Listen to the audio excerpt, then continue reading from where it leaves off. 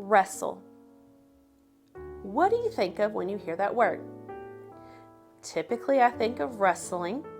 You do too. And we kind of think of wrestlers, rightfully so. But I'm not talking about, that Monday Night Raw, Friday Night SmackDown, WWE. I'm not talking about fixed wrestling. I'm talking about like high school, junior high, middle school wrestling. How that looks different compared to what wrestling is. And I'm not talking about fighting. I'm talking about wrestling. A wrestler stands in a circle. And what is their job to do? How do they win? They push their opponent out of the circle and they pin them. That is what they're to do. So as a wrestler, as they go in there, they're not looking for a chair. They're not looking for their finishing move. They're looking to take the opponent out of the circle with them. And I started thinking about that when I was listening to someone talk about this and the revelation I got of it. And even as I was studying, God was like, hey, you live in a subdivision called Winner's Circle. And I thought of that. I live in a subdivision called Winner's Circle. That's our street name. It's a different estate is what it's called, but whatever. Winner's Circle. I'm already in the Winner's Circle. So it doesn't matter which opponent comes in my circle. I'm already in Winner's Circle.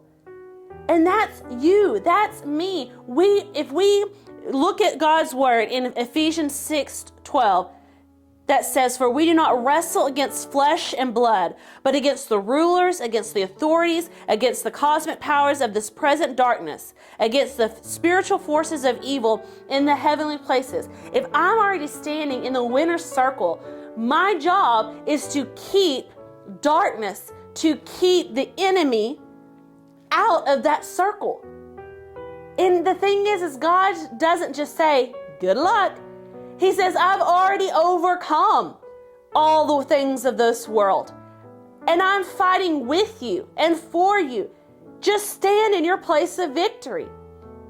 So many times we think of fighting as, I don't even know what the term is, the people like boxing or is it MMA or whatever it is, where they're literally fighting, blood, getting black eyes and everything. And then we think of wrestling.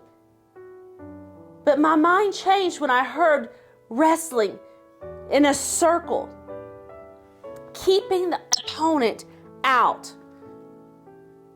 All we have to do is take our place in a Winner's Circle and keep the opposition out. And how do we keep it out? Keep saying what God says. Keep doing what God tells us to do.